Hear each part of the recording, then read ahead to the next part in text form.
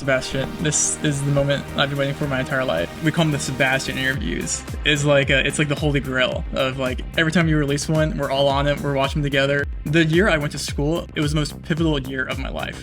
Why not? Right? And that's always something I just told myself, like, why not? I'm not built for the cold. I'm going to Africa.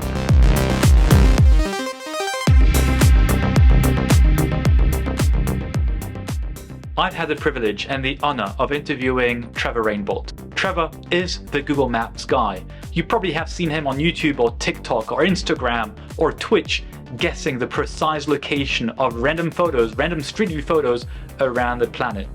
The interview was so long with Trevor, it took about 2 hours, that I'm going to split that interview into multiple segments. So stay tuned, stay subscribed if you want to see the rest of the interview. Thanks for watching. Good evening, Trevor. How are you doing? I have never been better, Sebastian. This is the moment I've been waiting for my entire life. Genuinely, I'm excited. I'm super excited. Why are you so excited? You told me this a little bit before we started the recording, but I'm still surprised. It's like within the community, we call them the Sebastian interviews. It's like the holy grail of like every time you release one, we're all on it, we're watching together. We're like, when Tiny got an interview last week, we're like, let's go Tiny.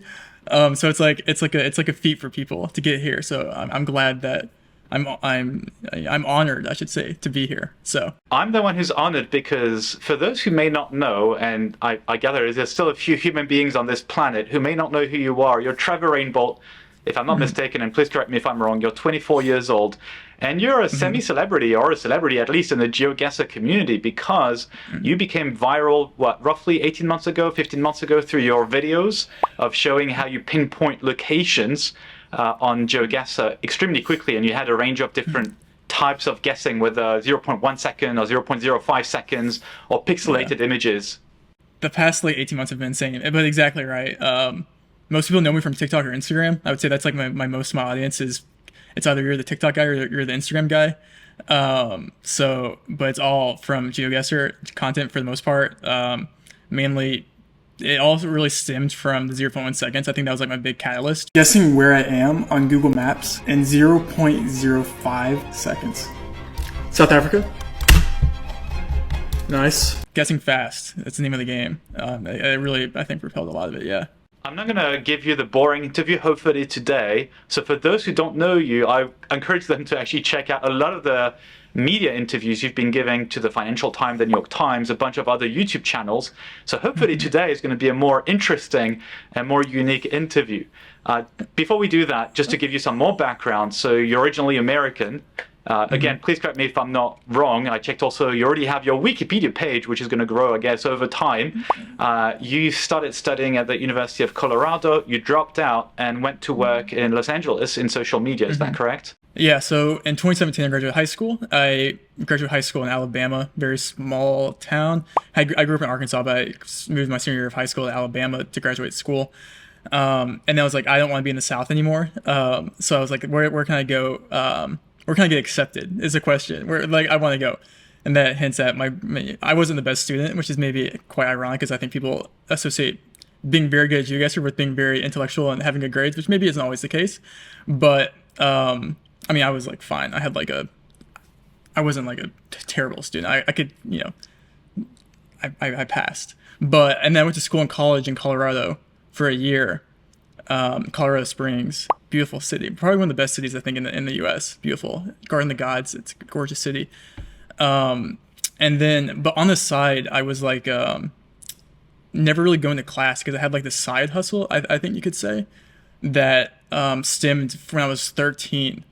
I would it's like such an important part of my life, and it's such a silly part of my life, but it's so important that it's like it's pivotal to where I am today. And it's quite funny. I would say that is the point that got me to where I am today, because in 2013 I started an Instagram page for an NBA player called Stephen Curry, right? And that was like my start on social media. I was faceless. I would just post highlights of Stephen Curry because no one else was on Instagram. And that is how I really learned the landscape of social media was through that. And through that, I had different accounts, ended up getting like major traction, followed by the actual Warriors, things like that. and got me like pretty known within like the sports world within the NBA to the point where I got an opportunity to leave college because it was all when I was in college I was just like watching highlights and like posting on Instagram like during like econ, right? Like that was like my focus. I was so tunnel vision on like this is something really really cool that I have, and it's like making enough money to like justify to my parents that like, hey, this could be something, versus like, you know, I could still stay in school and things like that. But and then I dropped out, moved to San Francisco for a year, where I initially was just there working for very little, just to like trying to like, you know, prove myself type of thing, and that type of thing, and that ended up working out. And then the company I was working with moved to LA, where I was pretty successful with that for like 5 years, and now I'm just doing TikTok and YouTube and whatnot full time. But yeah, the Stephen Curry Instagram account was my, and I would like to mention too, like on that, like that, I've been on like social media ever since, like learning the ropes of social media and like what's viral and things like that since actually 10 years now, which is like, I may not think it, but like what I was doing when I was 13 is a direct influence of what I'm doing now, because it trained me over time to understand like what is good content, what good content looks like, what's viral content, and how to package content to make it digestible for the mass.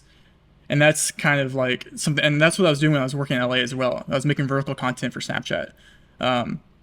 So it kind of was a perfect storm, all in all, really, that ended up to where we are right now. A few questions based on what you just said. Were your parents supportive when you dropped out of university, of college? Yeah, they actually were very supportive. One of those things where like my parents were always like, we like very supportive. They were like, whatever makes you happy, we're happy. And they genuinely meant that. And like, I knew they meant that. And like, I knew within myself that like, this is what made me happy. And so like, for me, it was a pretty easy decision because I wasn't happy in school and I felt like I had something. I'm like, once I have something I feel like I have momentum on, I have to take advantage of that momentum until I lose it. Like I really don't want to like to sacrifice or to lose momentum. I feel like that's like, I would always look back on and regret on something like that. So it was a pretty easy decision. My parents were pretty supportive, and they got way more supportive.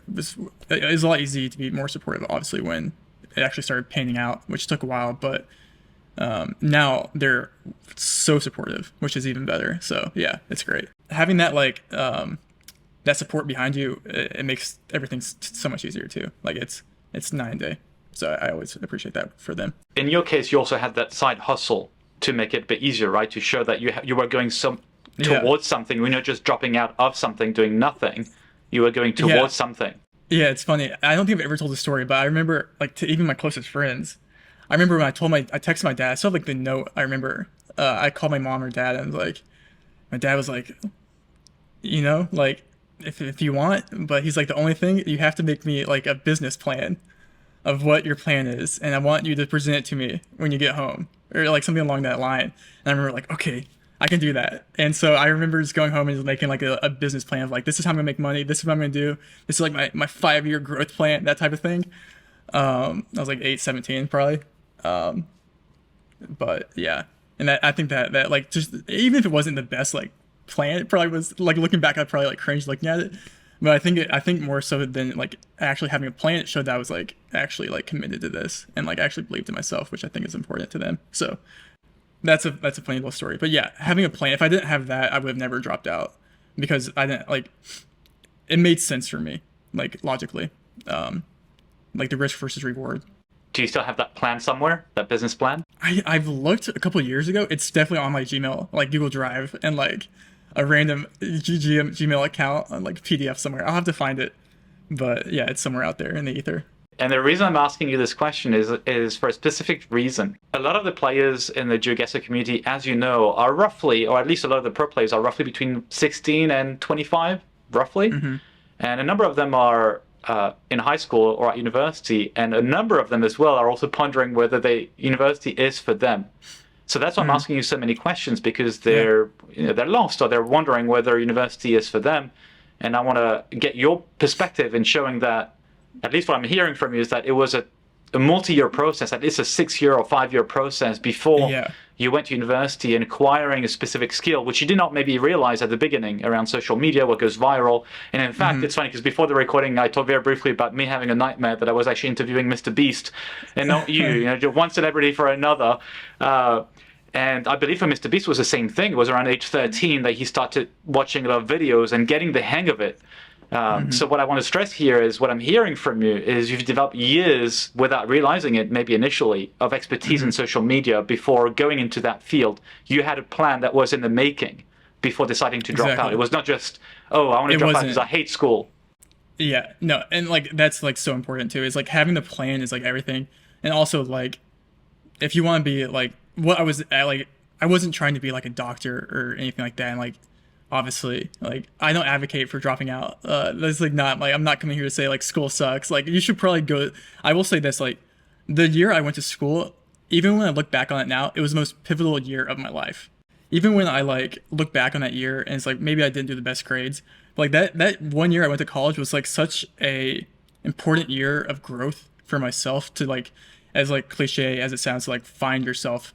I learned so much about like my values and like what like makes me like what I actually value in this world and like what type of person I really am in that one year of college. When you're on your own, you don't have, I was like 600 miles away from my parents, and like through that like you learn it's such an important year. Like even if I didn't get a degree, like I'm so glad that I still went to college because I don't think I would have been the same person even without college. Like I said, everything that has I feel like has come up to this point in my life has been like a pretty perfect timing of like things that have happened to make me really just the person. Do you want to elaborate a little bit about that year of college where you say it has been pivotal in your case? And you seem to mention, and I don't know if this is what you want to stress in particular, the distance with your parents, the fact that maybe during high school you were at your parents' home and then you were suddenly away from it. So you had to self-reflect. You had to consider, well, what makes me happy in life? Is it the distance that allows that self-reflection? At least this is what happened in your case, or is it something else during that year, maybe the interaction with other students or professors or just being in another town? I think it's just everything. It was just like a culmination of being in a new state by yourself, living on your own. You're not relying on a home-cooked dinner every single night. You don't have to, wake up at 6 a.m. every morning to go to school. It's just like such a different point of your life that you are responsible for every decision you make. It's just you. Like whatever happens, it's your decision. I feel like at that point. So it was, and there's just a lot of self-reflection. I feel like from my first year of college, I was just like, I don't know. I feel like I'm a pretty like introspective person, and that was like a good year of just like, especially when like I've noticed I'm not really enjoying college, and then you take a step back, like, why am I doing this? There's a lot of like self reflection that goes, or at least for me. But yeah, I mean, the first year of college itself, and it's also just like it's such a different environment in itself. Like the environment, I always say like I feel like the environment is like the most important thing for someone. For those who may not know, since last October 2022, you decided to sell everything and start traveling the world. If I'm not mistaken, you had not been outside of the US before then, and I believe since the 1st of November, you've been exploring or living rather in a new country every single month. What led you to that phase of self-reflection, which seems, from an outsider's perspective, seems to be the case where you thought, you know what, screw that, I'm not living in the US anymore, I want to discover the world. This seems like a big moment in your life as well. Yes and no, which I think is an interesting answer, but I'll get to it. Definitely. I was working full-time. It ended up being a pretty lucrative I was like 21, 22 at the time. And I'm going back like a month before this just to lead up to the moment, I should say. So I was working full time, and then I quit my job in like August or September. And I remember thinking like that 1 month span in LA, I was living in Santa Monica at the time. And I remember thinking like, why am I in LA? I was here for work. But like what currently like is the reason I'm here? And I couldn't like, it's one of those things where I think like an important exercise I often do with myself is if I'm ever going to be in between decisions, I'll write out a list of pros and cons, and I'll see like what's the pros versus the cons and like what outweighs what. And it's always been really helpful for me to do that, just to like visualize. I got like visualizing different things like that. And I remember like, wow, the pros here are really nice, and the cons are, you know, obviously like the cons are like, oh, I won't see my family for a while. Time zones with like everything is gonna be horrible. The decision that ended up leading to it was just like the two word thing I kept saying to myself was, why not? Right? And that's always something I just told myself, like, why not? I have the resources to, I have the ability to, I can work anywhere I want. I've loved the world. I've always been like a pretty curious person, especially for someone that's never left the States. I was just intrigued by the Europe and Asia in Pacific, where it's like there's so much to see, and like I would every single day I was just like making a TikTok behind my desk in LA. I was like, I could be doing this in Germany with some friends, you know, and it was an easy decision. I generally and like I think that's a trend I've had in my life where I feel like decisions that are meant to be difficult usually come easy because I outweigh what makes me happy way more than I probably outweigh anything else. And so if I genuinely think something is going to make me happy, it's a no-brainer to me, and it makes that decision way less difficult for some reason. Like my whole thing is like I truly just want to like maximize my happiness. Like that's my goal. I was like, this I can feel in my heart is going to genuinely make me happier. Dropping out of school and pursuing a passion on Instagram genuinely made me happy, and that made that decision easy. Traveling across the world, obviously, I felt was gonna make me happy, so I did it, and it has, to no surprise. So that's how I kind of look at it. Has there been difficult times throughout the whole process? Yeah. Is it always easy? No. Am I happier than I've ever been? Yes. Shows a lot of maturity and experience already in the way you're talking. And just to insist and double down on one thing that you've mentioned is you wrote down the pros and cons. And I think this is very valuable advice to anybody who's about to undertake a decision or is confused as to what to do. Write it down and put different criteria. Right? You mentioned what makes you happy. It could be things like how much time investment am I ready to commit? Do I have the financial resources, or how much is it going to bring in terms of revenue? If you're trying to explore different business ideas. And so I think it's also very important to never ignore this aspect. And it's interesting because a lot of people see your public image and they see what you experience, but they don't necessarily see the organization part, the reflection that goes into preparing all this. So it's actually very interesting to get your perspective here. Any regrets or insights that you have from traveling all these months? It's been, what, 5 months now that you've been traveling? Any things that you've discovered as you've traveled, or anything that disappointed you when you've traveled? I'm not built for the cold. That's I'm just not. Hey, I'll come back to Germany in the summer. I'll come to Switzerland. Okay, Sebastian. Just give me a couple months, okay? That's the moral of the story there. There's a reason I'm in Asia right now. I'll say that. Yeah. I don't like the cold too much. There's one thing I like the cold for is when it's sunny and it's snowy and I like skiing. And I'm grateful and lucky enough to live just half an hour away from the slopes. So whenever there's a nice snow, that's the nice thing I come back to. But I'm exactly like you otherwise. Yeah. I remember, like, if you look at my track history of where I've been in Europe, it's like Germany, November, right? And I literally Googled warmest average temperature. I went to Sevilla, Spain, southern Spain. And then after that, I'm like, okay, where's next? And I went to Madeira, which is just like not even Europe. You know, I mean, it is, but, you know, I'm kidding. Yeah, the continent is like no longer Europe. It's basically Africa, okay? Yeah. And it's like climate-wise. And then now I'm in Asia, and I was in Thailand and whatever, Laos, and now Indo. But yeah, I'm chasing heat. That's the moral of the story there. You're mentioning Europe and Asia, but are you not mentioning Africa because there's not much Street View coverage? If I'm not mistaken, in the tournament that you organize on a weekly basis, last night, I think it was last night. I get tight. So I'm not sure. Did you mention that currently you were recently in Laos, and you said you would literally only check where Street View coverage is because otherwise there's no point visiting other places because it doesn't help your GeoGuessr game. Yeah, that was like half sarcasm, half serious. But no, it's a thought. Like me and Kodiak, when we were in Laos, there's a question we kept asking ourselves was like, are we in coverage right now? It's like kind of like an inside like funny joke, but also like half serious type thing. Yeah, it's like if I'm gonna walk the streets, at least I want to remember it, you know. But no, I mean in general, like it's actually funny because when people think of GeoGuessr players, they think automatically just geography nerds, right? And then if you ask me anything about any of the countries not on Street View, I'm like, that's my biggest fear.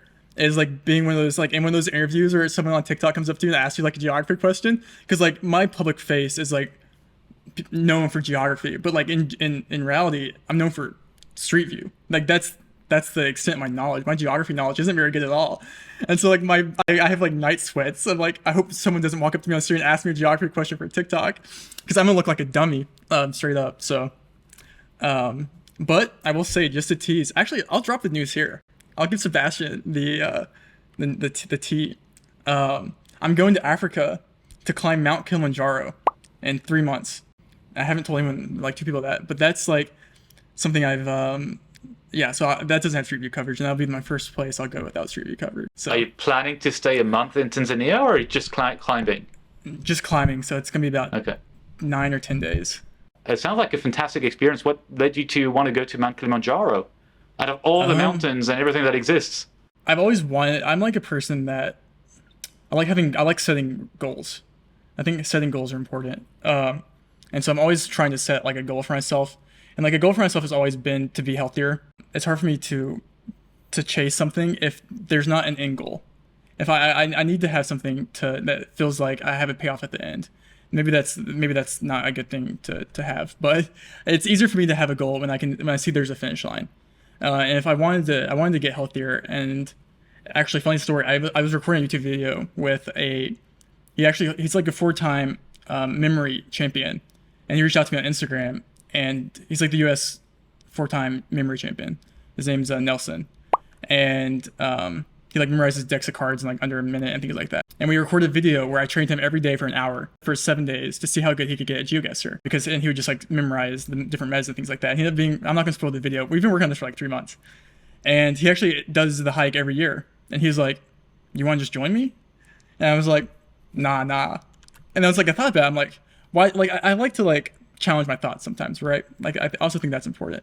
Like, why am I saying no? I was like, why am I saying no? And I was like, you know what? Yes. I just said yes in that moment. I'm like, okay. And I sent the deposit immediately. Because once you send the deposit, hey, you're committed. That was the thing. That was that. And he just hikes Kilimanjaro and it's like also like I'm not in shape at all. I have 4 months I've been training. But I was about to ask you, what are you doing for training for that hike? Yeah. Are you doing anything specific? Yeah, so I'm just doing a lot of cardio, honestly. And just trying to do different hikes wherever I am. I did a hike with Kodiak and Lao, and I had to stop halfway through. I'm like, bro, you gotta go to the top. I gotta go down. And that was a wake up call, because like I was like, nah, like this is not a good look. Like this is the guy that's supposed to be climbing Kilimanjaro in like 3 months. But You otherwise played basketball, right? You in Madeira, you were trying to find a basketball court. yeah, I did basketball and track in high school, and bowling. But Bowling is a sport. Just joking, half joking. We had a team, whether it's a sport or not, we had a team. Yeah, I definitely peaked in high school. My athleticism, or at least my conditioning, is not as what it used to be, obviously from training every day. I like having to wake up every day and like having something that's like, okay, I'm doing this now because of something in August, and it's like progress, and it's like something to keep myself accountable. If I don't have something to keep myself accountable, and also, candidly, a lot of times it's a lot easier to hold myself accountable when I involve someone else, because it's a lot easier for me to disappoint myself, but I do not want to disappoint the person that invited me. Like that, for some reason, is like way more difficult than disappointing myself. And so if I like don't make it up Kilimanjaro, it hurts me knowing so I like having someone else to hold me accountable. That's why I was like really big into like the gym. I know it doesn't feel like it like 3 years ago, but the only reason I was consistent was because I hired a trainer, and I did not want to let that guy down. And that was the only reason I was consistent, was because like that was like it was like the mental barrier there. Is like I can let myself down, but it's a lot harder to let someone else down. So There's a very valuable nugget of wisdom here in terms of either committing publicly, committing to someone else, or spending money on something, and then you have to do it because you don't want to feel bad having spent that money for nothing. Yeah, there's a lot of different things I like games, I would say I play with myself to get myself to say yes. But at the end of the day, it's like I want to. It's like something, I think I might have mentioned this earlier, but if like I don't want to look back on something and just like regret a decision. Like I know it's like, oh, live life with no regrets. It's so corny. But like in reality, like I had this opportunity to climb Mount Kilimanjaro. I'm 24. I have nothing like why not? You know, it's the thing I keep going back to. Is like, why not? I can get healthy in 5 months. Kilimanjaro, I'm not climbing Everest. It's an attainable hike, and I just know the euphoria I would feel at the top of that would be worth it, and that's like something I'm chasing now. So we'll see.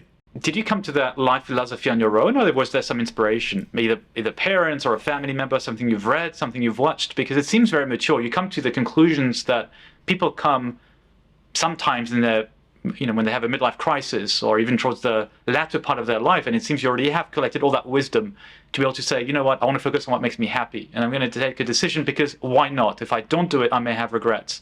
Mm-hmm. And you're still quite young, so is there any source of inspiration for that life philosophy, which seems to be very mature? I think I was forced into maturity, and I don't think the word forced has a negative connotation in this meaning. I actually think it's a positive connotation. One, obviously, my parents growing up like instilled all of these I think into my mind. I am who I am because of my parents, how I was raised. But once you're kind of on your own, you do a year in Colorado, and then, or you do a year of college, and then you immediately enter the workforce, and you're actually in a working space where you actually have to host meetings.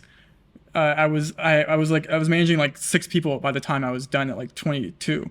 You have no decision but to grow, and you have to grow quick, and once you're put in a leadership position, you learn a lot from the people around you, and I think that's who shaped me too. Was the workplace I was in when I was working, and the type of position I was in that. I think those 2017 2022 5 years were so pivotal, because I was just working, and I was just every single day was you're not a 16-year-old in high school making funny jokes with your friend next to. You're actually trying to help a business and be a leader in this company and people's lives and livelihood, and you have to come with that reality, and you have to grow and you have to adapt super quickly, or you don't. And at the end of the day, I didn't want the or you don't, and so I adapted. And I think just who you surround yourself with, and I think the people that I was surrounded with at that company that saw a lot in me and wanted me to grow as a leader and a person, I owed them a lot, because I think I look back on that a lot, and I learned a lot of really important life lessons from just working. It's a very valuable insight as well, and I noticed this also in my personal experience, which is a bit longer than yours, is when you surround yourself, or when you're lucky enough to be surrounded by people who are willing to take you under their wing, or to provide direct or indirect advice. I say indirect because you can actually also observe how people you look up to are behaving, or conducting their business or their life, to be inspired yourself. So I think this is also very interesting from your perspective. I mean, I remember there's this one guy at work, and I would always look up to that guy. It's he would get there early. Can I say his name?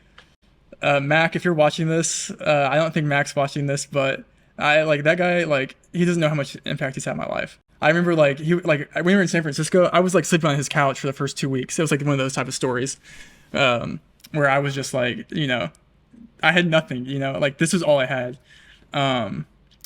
And he believed in me, and that's that mattered to me so much that I wanted to prove to him I was something. I even get emotional even talking about it, man, because it's such a pivotal point in my life to.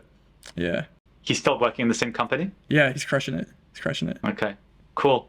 Well, that's very nice. Hopefully he sees this, or you can send it to him, this segment, so that he can see you're not afraid of saying this publicly. That's very sweet. Yeah. How do you define yourself today? What are you? Are you a YouTuber? Are you a streamer? Are you a player? Are you a traveler, an adventurer? Are you Trevor?